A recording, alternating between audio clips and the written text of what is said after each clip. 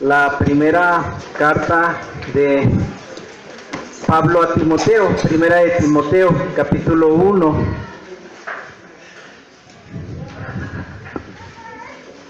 Estamos hablando sobre la reforma protestante.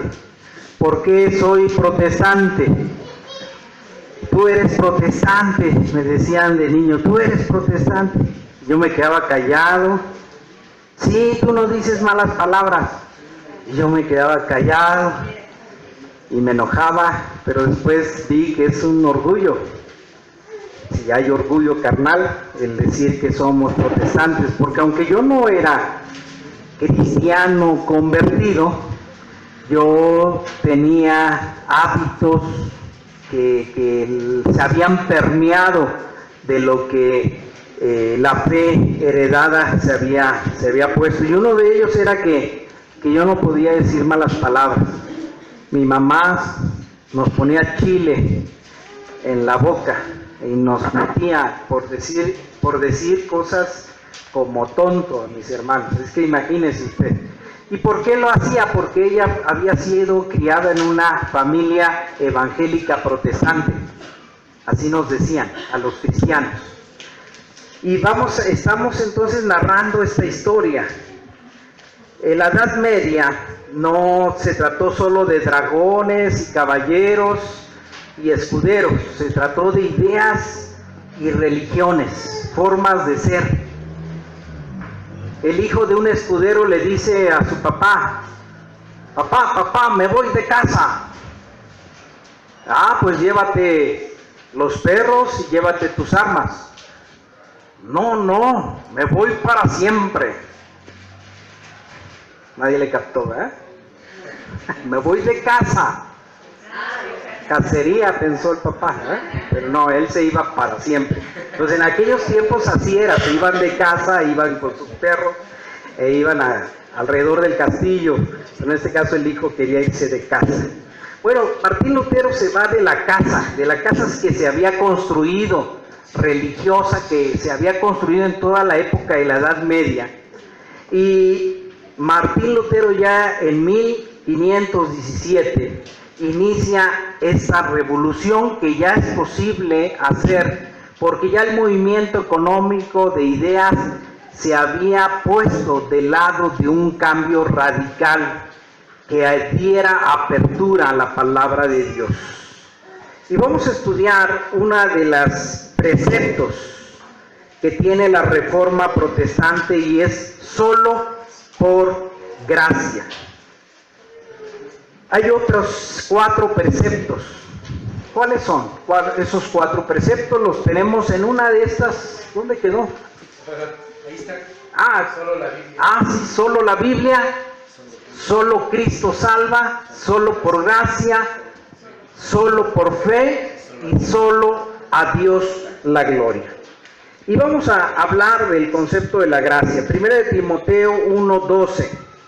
Doy gracias al que me fortaleció, a Cristo Jesús, Señor nuestro, porque me tuvo por fiel, poniéndome en el ministerio, habiendo sido antes blasfemo, perseguidor e injuriador, mas fui recibido a misericordia porque lo hice por ignorancia en incredulidad.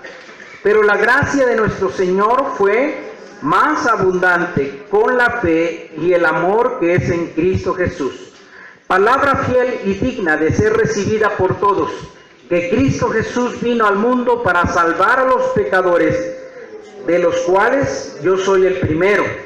Pero por esto fui recibido a misericordia, para que Jesucristo mostrase en mí, el primero, toda su clemencia, para ejemplo de los que habrían de creer en Él para vida eterna.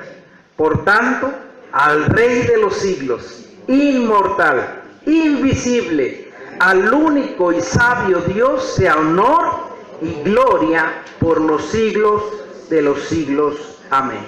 Señor, así en ese nombre, que es sobre todo nombre, estamos hoy pidiendo que tú hables a nuestras vidas, que tú traduzcas, Padre, al interior de nuestros espíritus tu palabra.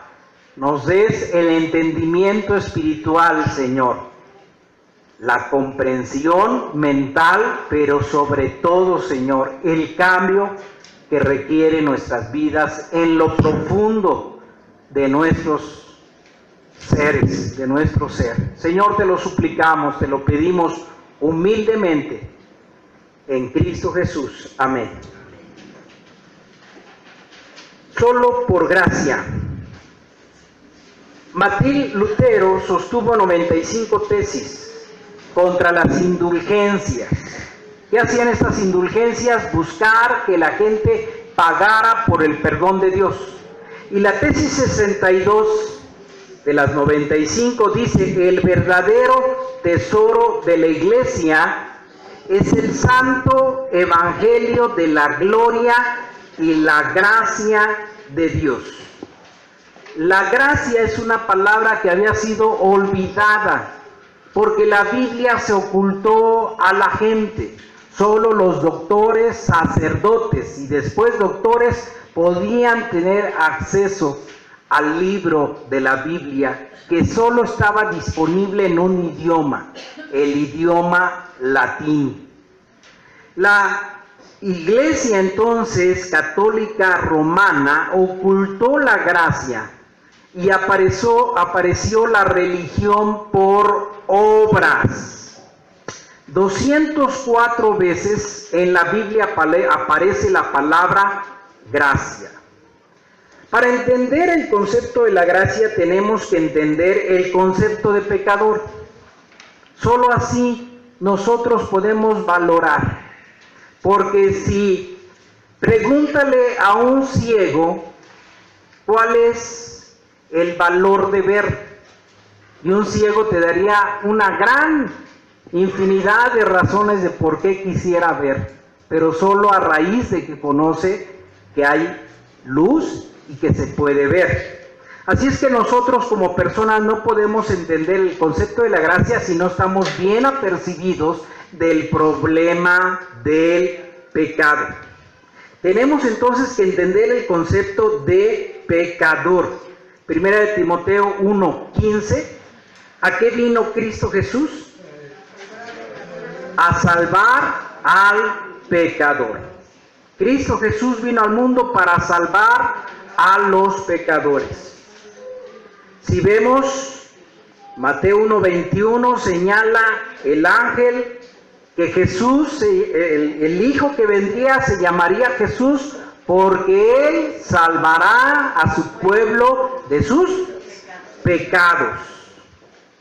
Y Romanos 5:19, Pablo en la carta a los romanos menciona acerca de este problema del pecado. Y quiero que abras tu Biblia, busca por favor Romanos 5:19. Porque así como por la desobediencia de un hombre los muchos fueron constituidos pecadores, así también por la obediencia de uno los muchos serán constituidos justos. Gracias, te puedes sentar. Subraya la palabra constituidos.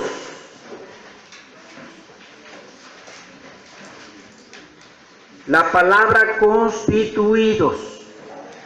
Es decir, que todos somos pecadores por constitución. ¿Todos somos pecadores por qué? Cuando usted hace un currículo, hay dos cosas que debe de poner: el lugar de nacimiento y lo que hizo. ¿No es así? Y de esa forma le dicen: usted es licenciado, usted es matemático, usted es ingeniero. Bueno, nosotros en nuestro currículum somos pecadores no por lo que hemos hecho pecado, pero también por dónde nacimos o de qué somos constituidos. Somos constituidos como pecadores. Somos constituidos pecadores. La Biblia remarca continuamente esta constitución del ser humano, la constitución, la situación de pecado. Ya sea que nosotros seamos muy pecadores, muy inmorales, o poco pecadores, poco morales diríamos, pero de todas formas no eres pecador nada más por lo que haces, sino por lo que eres, por cómo estás constituido. ¿Cómo estamos constituidos? Pecadores. La Biblia dice, somos constituidos pecadores. Voy a leer otra vez Romanos 5:19. Porque así como por la desobediencia de un hombre los muchos fueron, los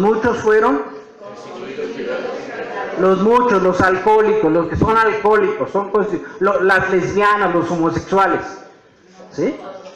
Todos, los muchos, o sea, y está señalando a la situación humana. Primera de Corintios 15:21 nos explica de dónde viene esa constitución. Por cuanto la muerte entró por un hombre, también por un hombre la resurrección de los muertos. 22, porque así como en Adán todos mueren, también en Cristo todos serán vivificados. Por lo tanto, nosotros somos constituidos pecadores porque venimos de una genética, de la misma genética que venimos todos. ¿De dónde? De Adán, venimos de Adán, y en base a él nosotros también traemos la historia de pecador. ¿Dónde estabas tú en la época de Adán y Eva? Yo no existía, dice. No, yo no existía. Ay, entonces saliste de la nada. Se apareció. Yo no existía. ¿Sí existías? ¿En qué eras? En la época de Adán, ¿qué eras? ¿Dónde estabas? Porque sí existía algo de ti, no veniste del aire. O no te hizo Dios así, hágase Antonio aquí ahorita. Ay, sí, no. Yo estaba. ¿En dónde estaba? En los lomos de Adán. En el muslo, dice. Aquí estaba, dice ahí. Nuestra celulita, esa celulita estábamos ahí. Porque debimos de haber venido de algo, ¿no? Entonces venimos de Adán, todos venimos de Adán, ahí estábamos junto con Adán, de él somos, de esa fracción somos. La Biblia señala esta problemática que viene a reflejar el problema, es que somos pecadores, no por lo que hacemos, sino por lo que somos. Mira, la teología católica de la Edad Media tenía a un gran doctor que señalaba este asunto de dónde y cómo somos. Y es Tomás de Aquino dice, fíjate lo que dice Tomás de Aquino, y esto te estoy diciendo para que entiendas la problemática que Martín Lutero tuvo que pasar. Dice Tomás de Aquino, en primer lugar, es inherente al hombre la inclinación que comparte con todas las sustancias que al bien según su naturaleza. Tomás de Aquino, pensamiento aristotélico. En cuanto apetece la conservación de su ser según su naturaleza, y según esta inclinación pertenece a la ley natural todo aquello que contribuye a la conservación de la vida del hombre y prohíbe lo contrario. ¿Qué señalaba Tomás de Aquino con la teología católico-romana? Que el hombre por naturaleza está constituido pecador. No, está constituido bueno. Su naturaleza es buena. El dogma católico romano decía, el hombre es bueno por naturaleza. Por lo tanto, el hombre puede hacer buenas obras para su salvación. Solo que se tiene que superar, solo que tiene que echarle ganas y solo que tiene que ofrendar. ¿Esto era bíblico? ¿Se requiere la gracia de Dios en un pensamiento así? No se requiere, porque si yo soy bueno, si nada más es esforzarme, yo puedo ganarme la salvación. Mi naturaleza es buena, nada más es seguir mi naturaleza buena. Pero la realidad de aquellos que reflexionan en lo profundo de su ser es darse cuenta que hay algo mal en mí, hay algo que no está bien en mí, hay algo que no funciona bien en mí. Así pues que tenemos en la religión de la Edad Media un sistema basado en los logros del hombre. ¿Basado qué? En los logros del hombre. Y entonces vemos a monjas, vemos a sacerdotes metidos en monasterios, y entonces ellos buscando en su propio afán, en su propio servicio, llegar al agrado de Dios, a la santidad. ¿En base a qué? A sus propios méritos, a sus propios logros. Mira, escucha esta reflexión sobre Martín Lutero. Me gustaría que nos metiéramos a esa época y qué está pasando en la mentalidad de un sacerdote católico que quiere ser honesto consigo mismo y que está viendo que por más que se esfuerza, no puede llegar a la perfección que Dios demanda cuando conoce a Dios y la grandeza de Dios. El monarquismo era un infierno para él. Él hacía lo más importante, lo mejor que podía hacer según su sociedad, y esto no le producía alivio.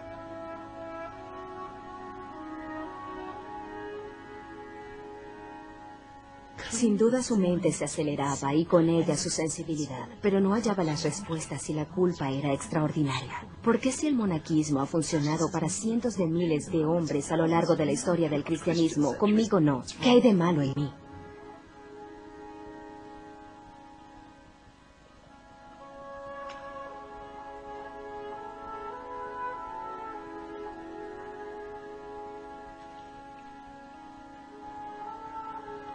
Aunque vivía irreprochablemente como un monje, me sentía como un pecador con la conciencia llena de culpa. También podía creer que complacía a Dios con mi trabajo, pero sin duda odiaba a este Dios. Así que me rebelé contra mí mismo, con la conciencia enfurecida y perturbada.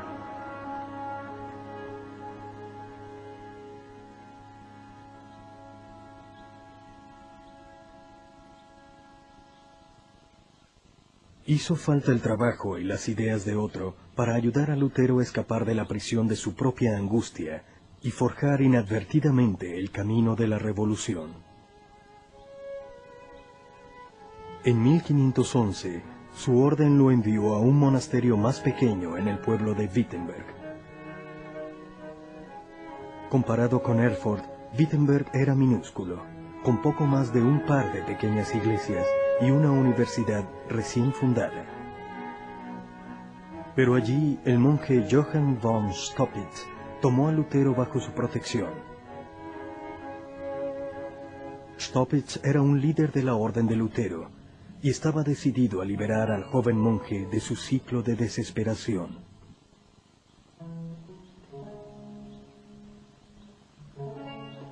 Stoppitz le anunció a Lutero que había decidido hacerlo profesor de estudios bíblicos en la nueva Universidad de Wittenberg, lo cual lo iba a forzar a cuidar de las necesidades espirituales de otros en lugar de simplemente volcar su furia contra sí mismo. Los instintos de Stoppitz demostraron ser asombrosamente precisos. Al verse frente a una sala llena de estudiantes a los que debía explicarles la Biblia, Lutero ahora debía enfrentarse al mundo, en lugar de simplemente culparse a sí mismo por sus fallas. Debe pararse en un salón y decir qué es qué. Ya no se trata de pensar en la celda, ni una discusión con otros monjes. Es realmente la pronunciación de esa autoridad.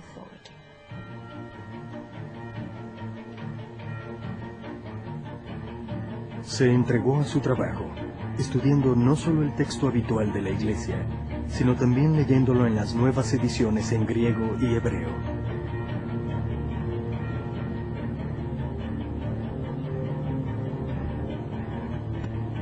Y mientras examinaba, estudiaba y razonaba el camino hacia su fe, Lutero fue sacudido por una revelación que cuestionaba todo lo que se le había enseñado sobre su Iglesia. Lutero había sido criado bajo la creencia de que la persona que era salvada era la persona que salía a lograr la salvación. Ahora comenzaba a darse cuenta de que para recibir la salvación, simplemente había que estirar las manos vacías y abiertas y recibir el regalo que Dios quería darle. Así que lo que dice Lutero es que no se necesita de la institución de la Iglesia. No hace falta la mediación de sacerdotes, no hacen falta estas grandes ceremonias papales para llegar al cielo. Todo esto no se trata del individuo y la Iglesia, sino del individuo y Dios.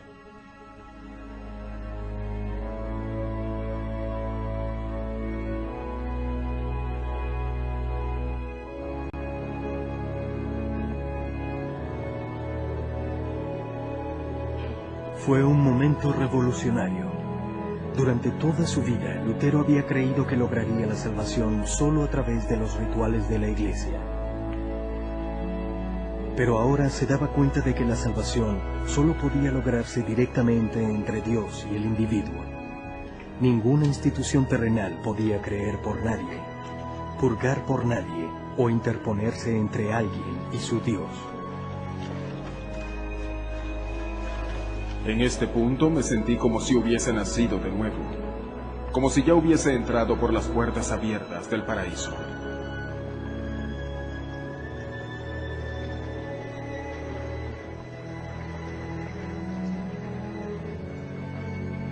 Pero nadie, y mucho menos Lutero mismo, pudo haber previsto la enorme agitación y revuelta que estaba por iniciar.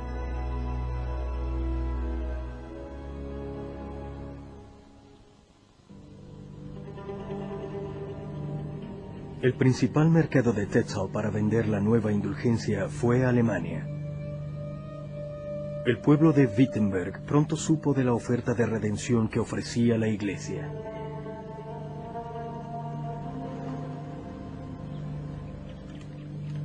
Lutero notó que buena parte de su congregación se había alejado de sus sermones e iba apresuradamente a gastar el dinero por el que tan duro había trabajado en la oferta de Tetzel.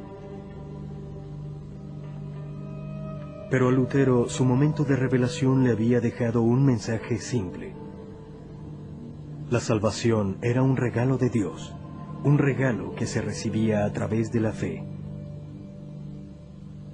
Y eso significaba que la Iglesia no tenía el derecho de vender la redención.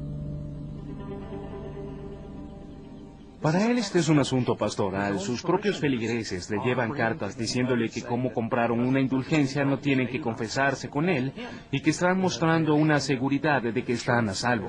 Lutero piensa que es una total ilusión y que lo más probable es que queden malditos como resultado de esto. Así que para él este era un asunto muy serio y estaba muy molesto, pues la vida de las personas estaba en peligro. Si no lo entendían podían ir al infierno.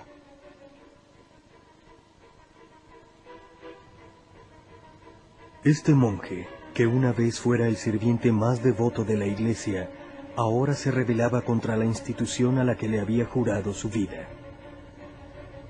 La noche del 31 de octubre de 1517, Lutero se sentó y escribió una furiosa letanía de críticas. 95 tesis que atacaban al Papa y a su comercio de indulgencias.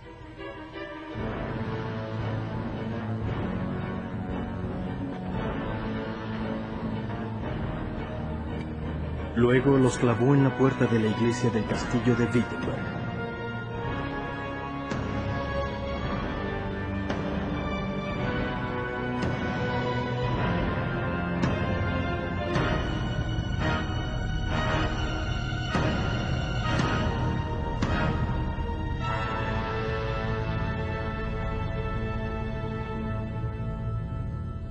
Fue un ataque contra el poder más grande de la época.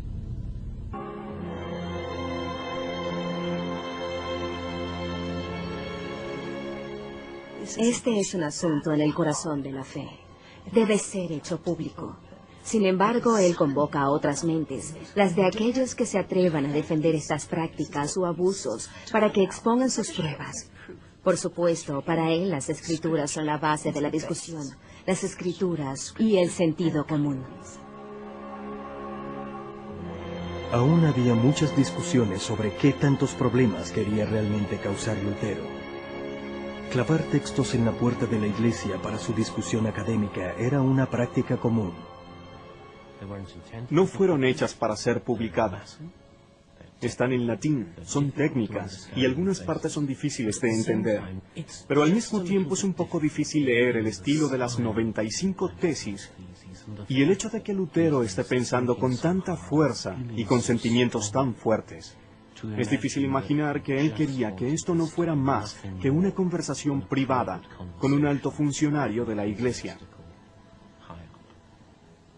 Es difícil no pensar que él tenía al menos la amenaza de hacerlas públicas. Al final, otras personas lo hicieron por él. Lutero estaba por convertirse en uno de los autores más vendidos de la historia.